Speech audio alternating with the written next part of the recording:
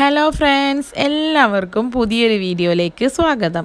അപ്പോൾ ഇന്നത്തെ വീഡിയോയിൽ കാണിക്കാനായിട്ട് പോകുന്നത് നിങ്ങൾക്ക് എല്ലാവർക്കും തന്നെ ഇഷ്ടപ്പെടുന്ന ഒരു ടിപ്പാണ്. അതേപോലെ തന്നെ നിങ്ങൾക്ക് എല്ലാവർക്കും തന്നെ വളരെയധികം ഉപകാരപ്പെടുന്ന ഒന്നുകൂടിയാണിത്. നമ്മളെല്ലാവരും തന്നെ വീടുകളിൽ ഉണക്കമീൻ വാങ്ങിക്കുന്നവരായിരിക്കും. പലർക്കും ഇത് നല്ല ഇഷ്ടവുമായിരിക്കും. ഉണക്കമീൻ പുറത്തുനിന്നൊക്കെ വാങ്ങിക്കുമ്പോൾ നമുക്ക് വിശ്വസിച്ച് കഴിക്കാനായിട്ട് കുറച്ച് ബുദ്ധിമുട്ടായിരിക്കും. കാരണം ഇതെവിടെ ഇട്ടിട്ടാണ് ഉണക്കുന്നത്, അതേപോലെ അതിൽ എന്തൊക്കെയാണ് ചേർക്കുന്നതെന്നൊക്കെ ആലോചിച്ച് കഴിഞ്ഞാൽ ഇത് കഴിക്കാനുള്ള ഇൻട്രസ്റ്റ് തന്നെ പോവാറുണ്ട്. അപ്പോൾ ഇനി നമ്മൾ അങ്ങനെയൊന്നും ചിന്തിക്കേണ്ട ആവശ്യമില്ല. നമുക്ക് വീട്ടിൽ തന്നെ വളരെ എളുപ്പത്തിൽ ഇത് ഉണ്ടാക്കിയെടുക്കാനായിട്ട് പറ്റും. ഏത് മീനും നിങ്ങൾക്ക് ഈ ഒരു രീതിയിൽ ഉണക്കിയെടുക്കാനായിട്ട് പറ്റും. ഇതിനായിട്ട് നമ്മൾ വെയിൽ കൊള്ളിക്കേണ്ട ആവശ്യമൊന്നുമില്ല, അതുപോലെ കൂടുതൽ പണിയെടുക്കേണ്ട ആവശ്യമില്ല. പെട്ടെന്ന് തന്നെ ഉണ്ടാക്കിയെടുക്കാനായിട്ട് പറ്റും. അപ്പോൾ എല്ലാവരും ഒന്ന് ട്രൈ ചെയ്ത് നോക്കണേ. അപ്പോൾ ഇവിടെ ഞാൻ കുറച്ച് സ്രാവ് മീനാണ് ഉണക്കിയെടുക്കുന്നത് കാണിക്കുന്നത്. അപ്പോൾ ഇതേപോലെ പച്ച സ്രാവ് വാങ്ങിച്ചിട്ട് ചെറിയ ചെറിയ പീസസ് ആക്കി മുറിച്ച് നല്ലോണം കഴുകിയിട്ട് വെച്ചിട്ടുള്ളതാണിത്. ഞാൻ അധികം വീതിയില്ലാണ്ട് ഈ ഒരു വീതിയിലാണ് കട്ട് ചെയ്ത് വെച്ചിട്ടുള്ളത്. നിങ്ങൾക്ക് കനമുള്ളത് വേണമെങ്കിൽ അങ്ങനെയും ആക്കാവുന്നതാണ്. ഏത് മീനാണെന്നുണ്ടെങ്കിലും നിങ്ങൾ അതിനുള്ളിലുള്ള അഴുക്കൊക്കെ കളഞ്ഞതിന് ശേഷം നല്ലോണം കഴുകി വൃത്തിയാക്കിയിട്ട് ഇതേപോലെ എടുത്തു വെച്ചാൽ മതി. ഇനി നമുക്ക് വേണ്ടത് ഒരു പാത്രമാണ്. ഏത് തരത്തിലുള്ള പാത്രം വേണമെങ്കിലും നിങ്ങൾക്ക് എടുക്കാവുന്നതാണ്. ഞാനിവിടെ ഇങ്ങനെ ട്രാൻസ്പെറൻ്റ് ആയിട്ടുള്ള ഒരു ബോക്സാണ് എടുക്കുന്നത്. അപ്പോൾ നിങ്ങൾക്ക് കറക്റ്റായിട്ട് മനസ്സിലാവും ഇതിൽ എന്തൊക്കെയാണ് ചെയ്യുന്നത് എന്നുള്ളത്. ഇനി നമുക്ക് വേണ്ടത് ഉപ്പാണ്. കല്ലുപ്പാണ് എടുത്തിരിക്കുന്നത്. പൊടിയുപ്പ് ഇതിനായിട്ട് ആരും യൂസ് ചെയ്യരുത്. ഇനി ഞാൻ ആദ്യം ഇതിലുള്ള ഈ മീന് ഈ ബോക്സിലേക്ക് വെച്ച് കൊടുക്കുകയാണ്. അപ്പോൾ ഇതേപോലെ പരത്തിയിട്ട് വേണം വെച്ച് കൊടുക്കാനായിട്ട്. ഒന്നിന് മുകളിൽ ഒന്നായിട്ട് ഇപ്പോൾ നമ്മൾ വെക്കരുത്. അപ്പോൾ ഈ ഒരു രീതിയിൽ ഞാനിവിടെ 4-5 പീസുകൾ ഇങ്ങനെ വെച്ച് കൊടുത്തിട്ടുണ്ട്. ഇനി നമുക്ക് ഇതിന് മുകളിലേക്കായിട്ട് കുറച്ച് കല്ലുപ്പിട്ട് കൊടുക്കാം.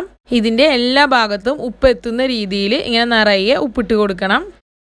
ഇനി നമുക്ക് അടുത്ത ലെയർ മീൻ ഇതിന് മുകളിലായിട്ട് ഇങ്ങനെ വെച്ച് കൊടുക്കാം. ഇനി ഇതിന് മുകളിലായിട്ടും നല്ലോണം ഉപ്പിട്ട് കൊടുക്കാം. വീണ്ടും ബാക്കിയുള്ള മീൻ ഇതിന് മുകളിലായിട്ട് വെക്കാം.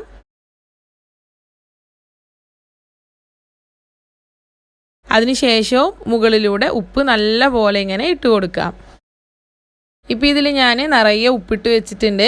ഈ ഒരു കുപ്പിയിൽ നിറച്ചും ഉപ്പുണ്ടായിരുന്നു. അതിൽ ഈ ഒരു ഭാഗം വരെ ഉപ്പ് ഞാൻ മീനിൻ്റെ ഇടയിലും മുകളിലുമായിട്ട് ഇട്ട് കൊടുത്തിട്ടുണ്ട്.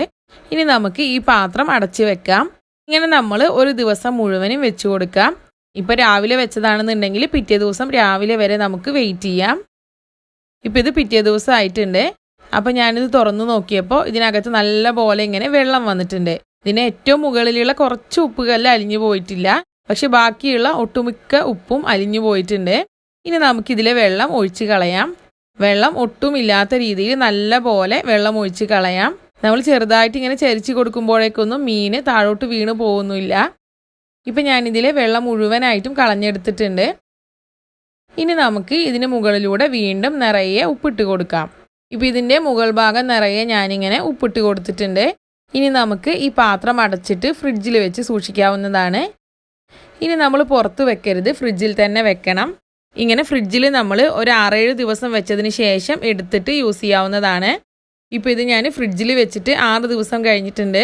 അതിന് ശേഷം എടുത്തു നോക്കിയപ്പോൾ ഇങ്ങനെയാണ് ഉള്ളത്. ഇതിൽ ഒട്ടും തന്നെ വെള്ളമില്ല, നല്ലോണം ഇങ്ങനെ ഡ്രൈ ആയിട്ട് ഇരിക്കുന്നുണ്ട്. നമ്മൾ ഇട്ട് കൊടുത്ത ഉപ്പൊക്കെ അതിലിങ്ങനെ ഒട്ടിപ്പിടിച്ച് നല്ലോണം ഇങ്ങനെ ഡ്രൈ ആയിട്ട് ഇരിക്കുന്നുണ്ട്. ഇപ്പം ഞാനിതിൽ ഓരോ പീസ് ഇങ്ങനെ എടുത്ത് കാണിക്കാം. ഇത് എടുത്ത് കാണിക്കുമ്പോൾ നിങ്ങൾക്ക് മനസ്സിലാവുന്നുണ്ടാവും നല്ലോണം ഇങ്ങനെ ഉണങ്ങിയ പോലെ ഇരിക്കുന്നുണ്ട്. ഇനി ഇത് നമുക്ക് ഫ്രൈ ചെയ്യാനായിട്ട് എടുക്കാവുന്നതാണ്. ഇപ്പം ഞാനിതിൽ ഒരു 2-3 പീസ് ഫ്രൈ ചെയ്യാനായിട്ട് എടുക്കുന്നുണ്ട്. എന്നിട്ട് ഫ്രൈ ചെയ്ത് കാണിക്കാം. നമ്മൾ സാധാരണ പുറത്തുനിന്ന് വാങ്ങിക്കുന്നതിനേക്കാളും നല്ല ടേസ്റ്റാണ് നമ്മളിങ്ങനെ വീട്ടിൽ തന്നെ ഉണ്ടാക്കിയെടുക്കുമ്പോൾ. അപ്പോൾ എല്ലാവരും ഒന്ന് ട്രൈ ചെയ്ത് നോക്കണം. പുറത്തുനിന്ന് വാങ്ങിക്കുമ്പോൾ നമുക്ക് വിശ്വസിച്ച് കഴിക്കാനായിട്ടും പറ്റില്ല. ഇത് വളരെ എളുപ്പമാണ് ഉണ്ടാക്കാനും, നല്ല ടേസ്റ്റുമാണ്. ഇപ്പോൾ ഞാനിതിൽ 3 പീസ് എടുത്ത് വെച്ചിട്ടുണ്ട്. ഇനി ഇത് നല്ല പോലെ ഒന്ന് കഴുകിയിട്ട് എടുക്കാം. ഇത് നമ്മൾ പൊരിക്കാനായിട്ട് എടുക്കുന്ന സമയത്ത് കുറച്ച് നേരം ഒന്ന് വെള്ളത്തിലിട്ട് വെക്കുന്നത് നന്നായിരിക്കും. കാരണം ഇതിൽ നല്ല പോലെ ഉപ്പ് പിടിച്ചിട്ടുണ്ടായിരിക്കും.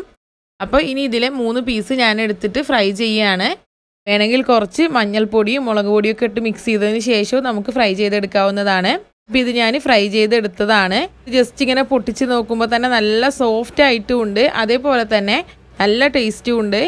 നമ്മൾ കടയിൽ നിന്നൊക്കെ വാങ്ങിക്കുമ്പോൾ ചില സമയത്ത് ഭയങ്കര ഡ്രൈ ആയിട്ടൊക്കെ ഉണ്ടാവുക. പക്ഷേ ഇത് നല്ല ഹാർഡും അല്ല, അതേപോലെ തന്നെ നല്ല സോഫ്റ്റ് ആയിട്ടും അല്ല, നല്ലൊരു രീതിയിലാണ് നമുക്ക് കിട്ടിയിട്ടുള്ളത്. അപ്പോൾ എല്ലാവരും നിർബന്ധമായിട്ടൊന്ന് ട്രൈ ചെയ്ത് നോക്കണം.